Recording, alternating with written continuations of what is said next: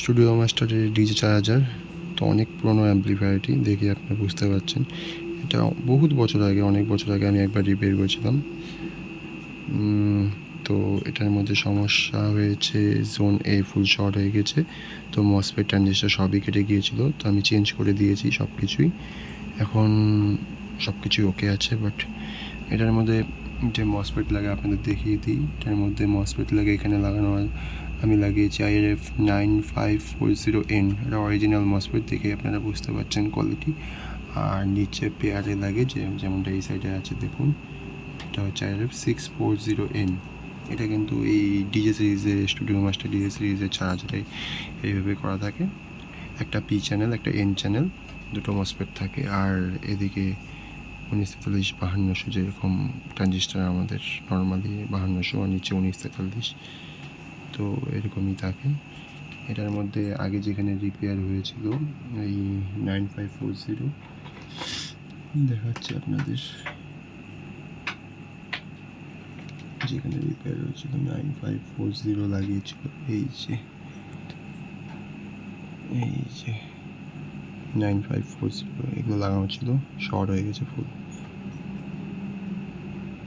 এটার কোয়ালিটি দেখুন, এটার ব্যাক সাইডটা দেখুন, এটার কোয়ালিটি লেখাগুলো দেখুন, আর এটার সাথে কম্পেয়ার করুন আমি যেটা লাগিয়েছি।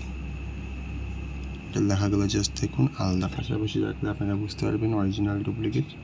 তো আমি এটা রাখলাম আর এটা রাখলাম, দেখুন এটা কত পরিষ্কার আর আমারটা কত ম্যাটা। তো অরিজিনাল ট্রানজিস্টার আপনারা দেখেই বুঝতে পারবেন, এটা হচ্ছে original transistor, MOSFET original MOSFET. তো এইসব অ্যাম্প্লিফায়ারে অরিজিনাল ছাড়া ব্যবহার করলে কাটবেই, সেই জন্যই ফল্ট হয়ে গেছিলো অ্যাম্প্লিফায়ারটা। এখন আমি রেডি করে নিয়েছি, কানেকশন দেওয়াই আছে।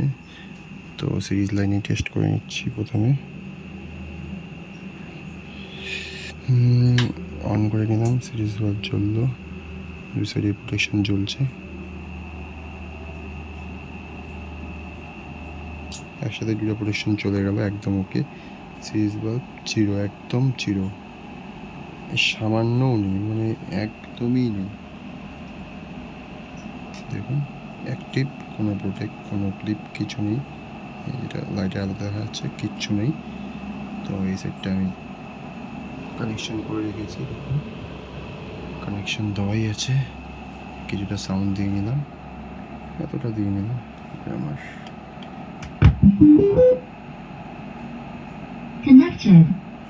দেখতেই পারলেন সাউন্ড একদম ওকে। বাড়িয়ে দেখাচ্ছে লাইটটাতে,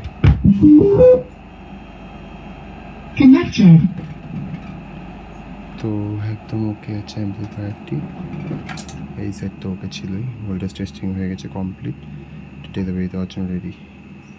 টাটা।